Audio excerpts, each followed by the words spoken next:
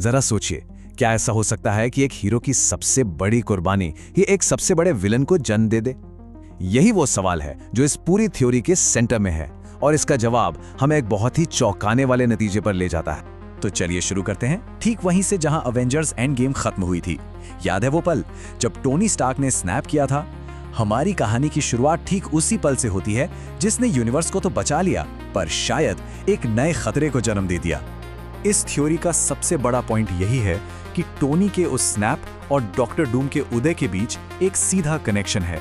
माना जा रहा है कि फिल्म हमें यही दिखाएगी कि कैसे मल्टीवर्स में एक घटना दूसरी को जन्म देती है, चाहे वो एक दूसरे से कितनी भी दूर क्यों ना हो। एंड गेम का एक बहुत जरूरी नियम याद करते हैं, जब भी कोई इन्फिनिटी स्टोन अपनी जगह से हिलता है तो एक नई टाइमलाइन, एक नई हकीकत बन जाती है। और यही वो नियम है जो एक ऐसे यूनिवर्स की संभावना को जन्म देता है जहां टोनी स्टार्क के स्नैप का नतीजा कुछ और ही निकला। तो सवाल ये है कि आखिर ये नया विलन है कौन, और उसका हमारे हीरो आयरन मैन से क्या लेना देना हो सकता है? जवाब शायद चौंकाने वाला है। बस एक पल के लिए सोचिए, एक ऐसी दुनिया जहां टोनी स्टार्क को स्टार्क परिवार ने कभी गोद ही नहीं लिया।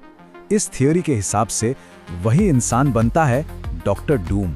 मतलब एक ही इंसान पर दो अलग अलग रास्ते, एक हीरो बना और दूसरा सबसे बड़ा विलन।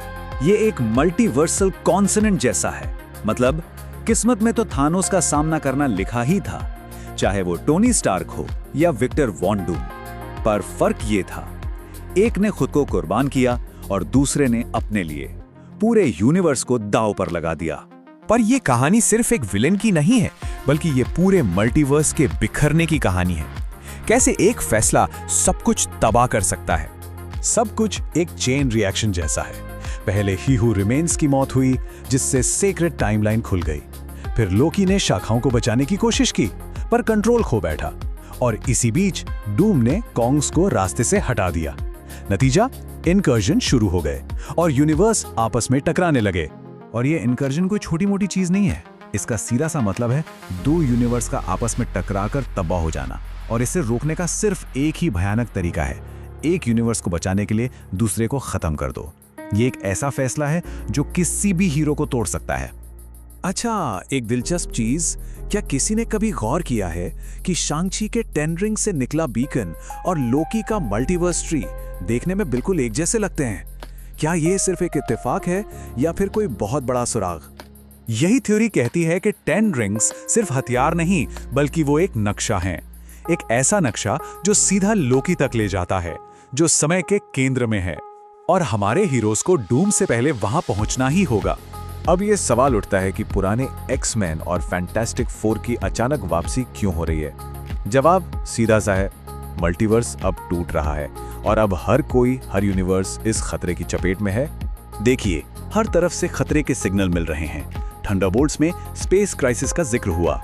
मल्टीवर्स ऑफ मैडनेस में यूनिवर्स 616 और 838 के बीच इनकर्जन शुरू हो चुका है। Monica Rambo Fox X Man universe में फंसी हुई हैं और तो और फैंटास्टिक फोर भी अपने यूनिवर्स से एमसीयू में आ रहे हैं। ये सब आपस में जुड़ा हुआ है। तो डूम का असली निशाना कौन है? वो है फ्रैंकलिन रिचर्ड्स, एक ऐसा लड़का जो सिर्फ अपनी सोच से पूरे के पूरे यूनिवर्स बना सकता है। अब समझ आया फैंटास्टिक फोर इस लड़ाई में क्यों खींचे चले आ रहे हैं? तो चलिए अब इन सारे सुरागों को एक साथ जोड़ते हैं और देखते हैं कि अवेंजर्स डूम्सडे की कहानी आखिर हो क्या सकती है। कहानी की शुरुआत होगी डूम के फ्रैंकलिन रिचर्ड्स को किडनैप करने से।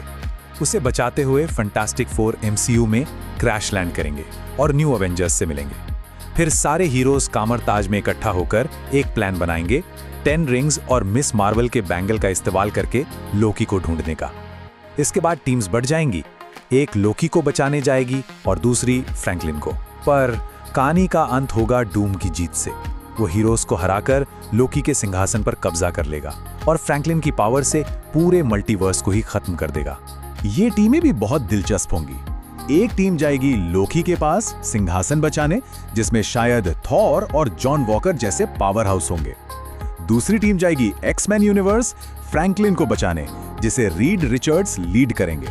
और तीसरी टीम सैम विल्सन की टीम यहीं धरती पर रहकर सब कुछ संभालेगी।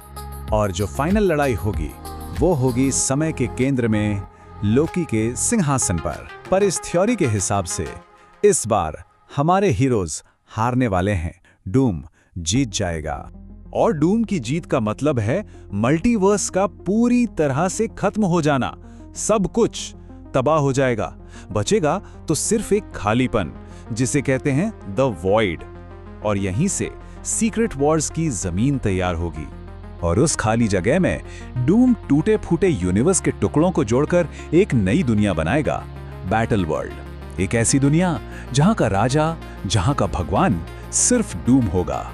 तो आखिर में बस एक ही सवाल बचता है, जब अस्तित्व ही खत्म हो जाए तो फिर लड़ने के लिए बचता क्या है? और इसी सवाल का जवाब हमारे हीरोज को सीक्रेट वॉर्स में ढूंढना होगा।